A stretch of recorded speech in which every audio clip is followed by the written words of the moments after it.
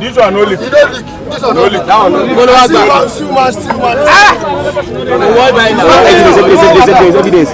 It's issue. And don't never find out.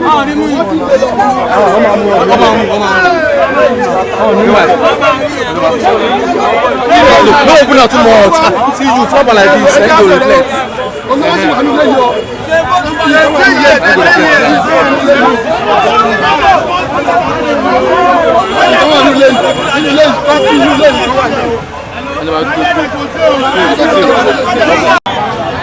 Aṣọ tó fi láti bí ìwèrè ni. Aṣọ àwọn èèyàn jẹ́ àwọn èèyàn jẹ́ bọ́ ni. We don't spell this one.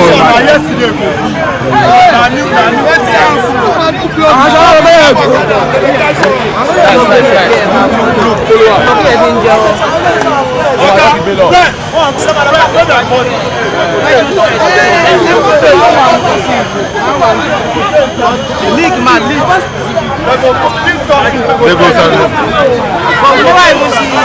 I'll tell you. You're big. That is that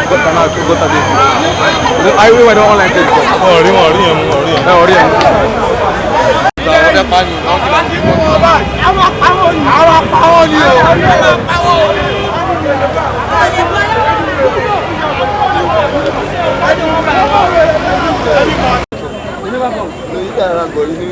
That they come, but nobody come. Carry you. Go on there. You see your can be back. But you have to go. You have to go.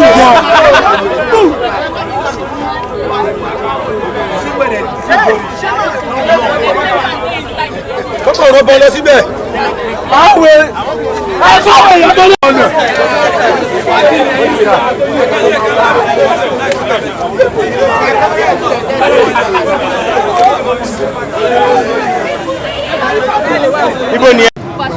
Hey, Jesus, inside body bag. Now you be the inside this bag. All these packages, I saw the package. All these things. Look at the smell.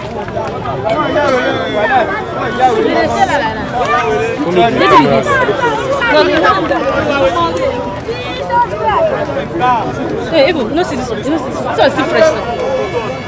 And people are buying it.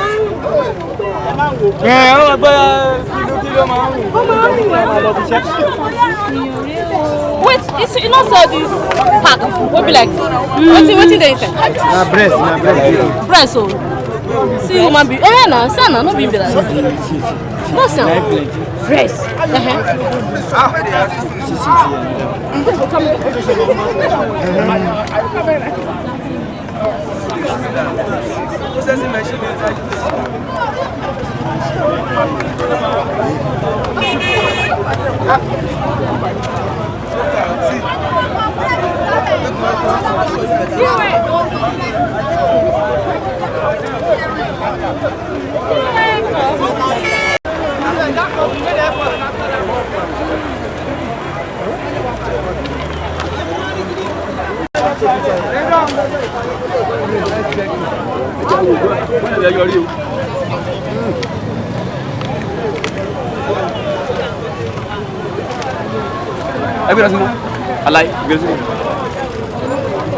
Kò sí yàn àwọn èyí ya wùdí láyé wọ̀ lọ.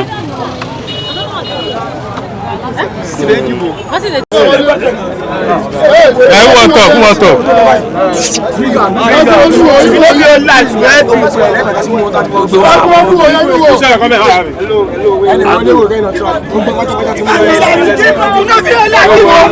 Bini dan. Bọ́lá Ṣọlé ni. Èmi jọ lápá. Ṣé àwọn ló ṣe báyìí? Wọlé.